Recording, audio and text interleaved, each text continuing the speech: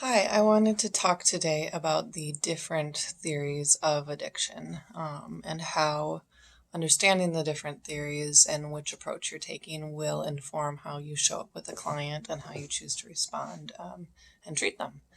And so, the main ones that I'm going to talk about are the moral model, the disease model, learning theory, and social cultural. And then I am a trained trauma therapist, so I'm going to kind of incorporate that, which you won't see in the textbook, but the textbook will provide further detail on the first four that I was talking about. So the first theory is that I'm going to address is the moral theory, and that's kind of one of the original ones, and there are connections with Christianity that do not always have the best connotations at this time. So the idea is that if someone is struggling with addiction, there is a moral weakness.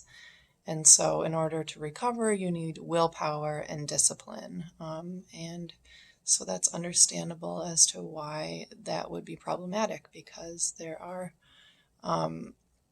it also indicates that there's like a lack of faith. And so there are well meaning Christians or well meaning individuals who struggle with addiction for various reasons, and it doesn't necessarily represent a lack of faith.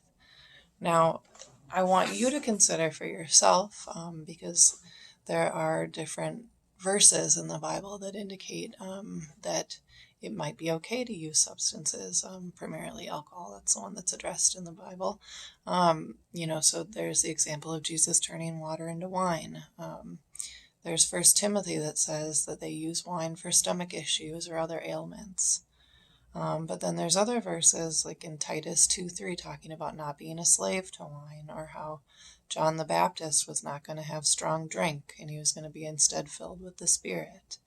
And Romans 14:21 talks about not eating meat or drinking strong drink if it causes others to stumble. So I just want you to consider for yourself where you lie on the issue and why those are your beliefs, and whether you hold different beliefs for different people.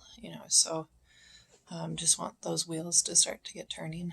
Okay, the next is the disease model, and so the idea is that there's a physiological deficit and that it's an incurable, progressive, fatal disease, and if it's left untreated, it could be fatal.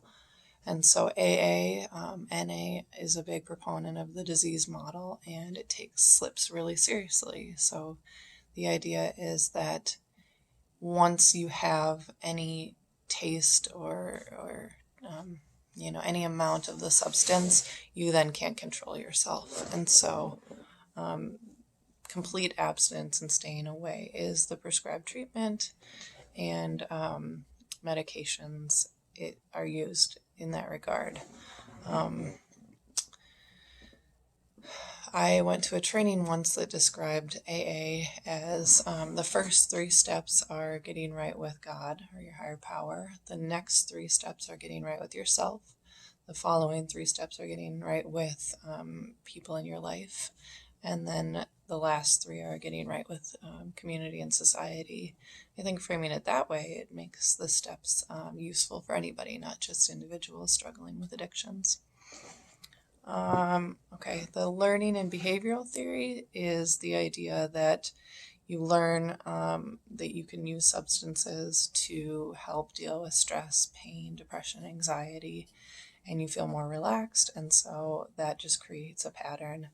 So that, I don't have this book around, but the idea, the book, The Secret Language of Feelings, talks about that. So our feelings show up, or we have a physiological response that shows up, and we don't necessarily know what those feelings are telling us, and so we use, and it relaxes us, but often that can create a cycle.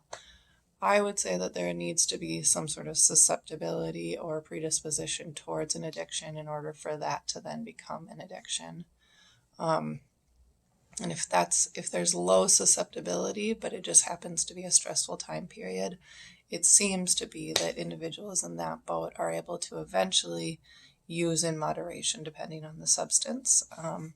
Though one of the tricky aspects of addiction is that most individuals want to be those people who can use in moderation. And so the criteria of in the DSM of addiction being having unsuccessful attempts to cut down or quit could show, okay, I might not be an individual who's able to use moderately.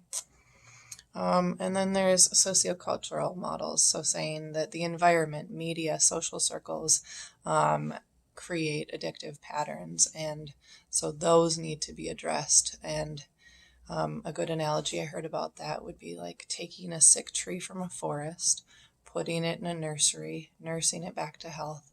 And if, it can be a very healthy tree, in that environment, but if you place it back in the original forest, it's just going to get sick again. And so I think it's useful to look at all of these different theories and see what's playing a role, and maybe not get super hung up on one particular theory. So the idea might be addressing it holistically, so that the individual has the most likely chance of success.